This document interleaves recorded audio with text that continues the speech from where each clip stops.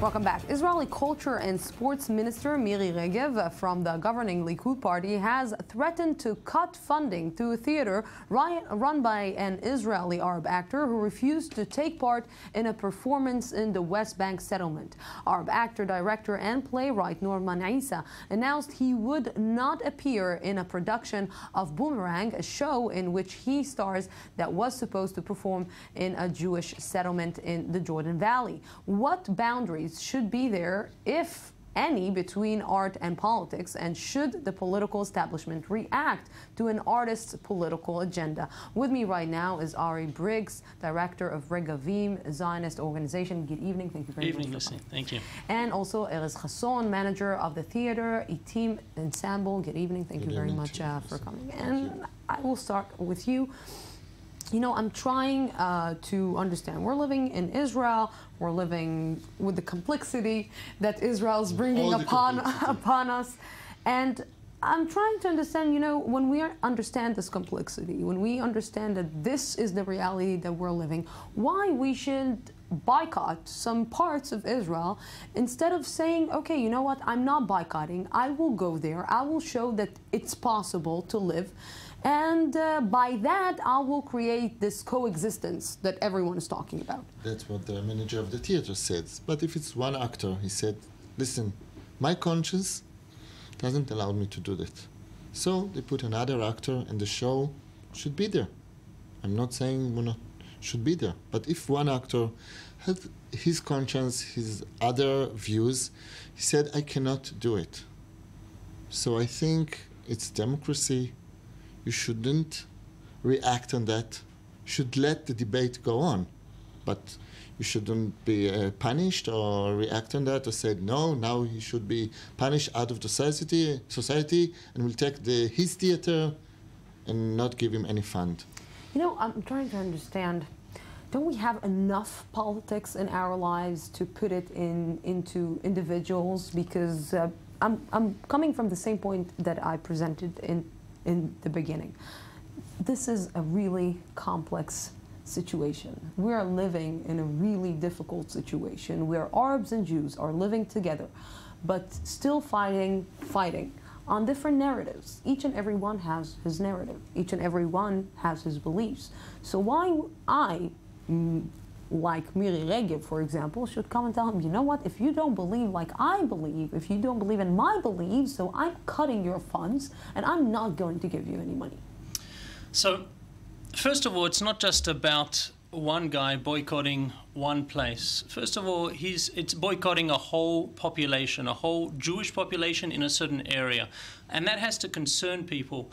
The other issue is that the money that he's receiving, or the theatre is receiving, that is what goes to pay his salary. Now, if we want to take culture and art out of politics, we have to cut off the funding as well. But as soon as you take money from politics, from a government, then there is some responsibility. It's like everything. There's the responsibility, there's also the rights. So you can do whatever you like, but don't take the money, then your conscience is clear.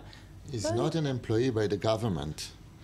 Government should give money to culture no matter what. It's not a government, it's the country. Country without culture, we can close and go home. But we're a special country, and we are fighting today against a BDS. The first, we are a country. For sure, but a very special country. As Lucy said, here is a combination of two people that need to work together, and but we are also under a threat. To both ways. Of course. Like everyone, like in every place, he doesn't take all the shows all over the country. He has his beliefs, he has point of view. He said, I want this show and this show and that show. But to discriminate against a but group it's not of people, it is 100% discrimination. Said, I'm not against this show will go. I'm asking personally can't go for my beliefs. It's bigger than that. It's bigger than that. You can relate it to his lovely children theater in Jaffa, who combine Arabs and Jews. He do lovely works. But maybe only Jews from Tel Aviv, or maybe only Jews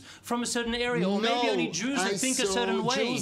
Because here he doesn't want to perform in front of Jews that maybe think differently from him. So that's discrimination. If they'll come to Tel Aviv, he can perform to them. So they have to come to him? he doesn't want to go to a That's not special coexistence. place that is on debate and we are arguing about it. I will try to give you both a question and then I will let you argue again. You know, if we're talking about specifically Norman Issa. Norman Issa, I know him personally. I know his wife, Gidona. Norman Issa is an Israeli Arab who's married to an Israeli Jew. His whole life is the meaning of coexistence. His whole life, from his personal to his professional life, is coexistence. But we should not forget that he also is an Arab who defines himself as a Palestinian, which is okay because this is the way that he sees his identity. And the question is, why should I come and tell him, okay, he's not saying I'm boycotting. He's saying, I don't want to perform there. It's my personal feeling. I don't want to feel uncomfortable performing in a certain area that I think that this is not the place that I should be in. And this is a democracy. On the other side, I'm going to you. Where's the question? No, because if we were in a small village, cut off from the rest of the world, no problem. Everyone does what they like. But we are part of a global village, and every single person outside of Israel is looking at him and saying, wow, if he does that, and they don't know his history, they don't know what he does. Oh, everybody knows. Everybody in the whole world knows. Wait a second. So what happens? He enables people who boycott Israel, who want to delegitimize Israel.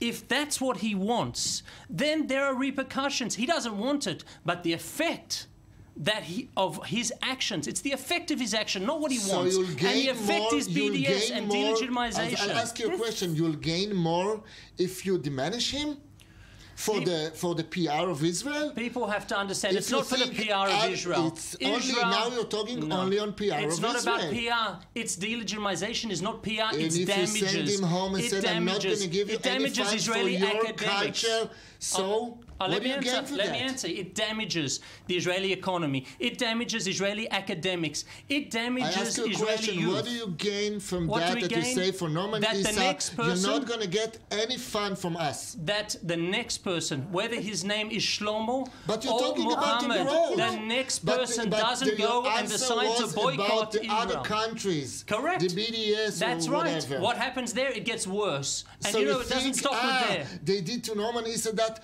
we're not going to do anything. But the next person doesn't. Yes, 100%. Of course, this is already. Norman Issa is an Israeli citizen. You keep taking it down to one person. He's doing anything. But you are playing on one person. No, I'm saying you can't use the argument he's one person as an excuse. You can't use that. You can't use as one person. This is a country that is in survival mode. And so does my taxes. I don't want my taxes to go to someone who boycotts Jews. Just a second. And this is a democracy. Let's not forget. Yeah. Thank God that we're living in a democracy. But now, the government. It's a democracy for now. I'm just going to give him a question, okay? No one in democracies talks about it being a democracy, you know? I'm trying to help you. That's the interesting thing in Israel. Just a second. I'm going, like I gave him a question, I want to give you a question. You know, if we are going according to the Palestinian narrative, if we're going according to a Palestinian identity, so at the end of the day, neither of the Israeli Arabs who define themselves as Palestinians should perform anywhere in Israel because things happened in 48, things happened in 67, and you know, this is the story of the narrative. So maybe he should not perform anywhere in Israel and say, you know what, this is my personal feeling, I am a Palestinian and I don't want to perform on the stages of Israel. Now we can be demagogue and we can go earlier and earlier and earlier. The situation now, this is the country. We have few places that are on debate. Nobody question about it. There are one kind, another. Even the Palestinian knows, most of them, that 48, we're not talking about, we're talking about 67 and the places. So he said on one place, sorry, I couldn't perform there. I want to ask, how do you want to go? You're going to go to censor now shows to talk about it? Just take the money back. No, you're going to censor shows. Because it's the same as NGOs that have a tax deduction. Breaking the silence. But the other step now, it's to censor.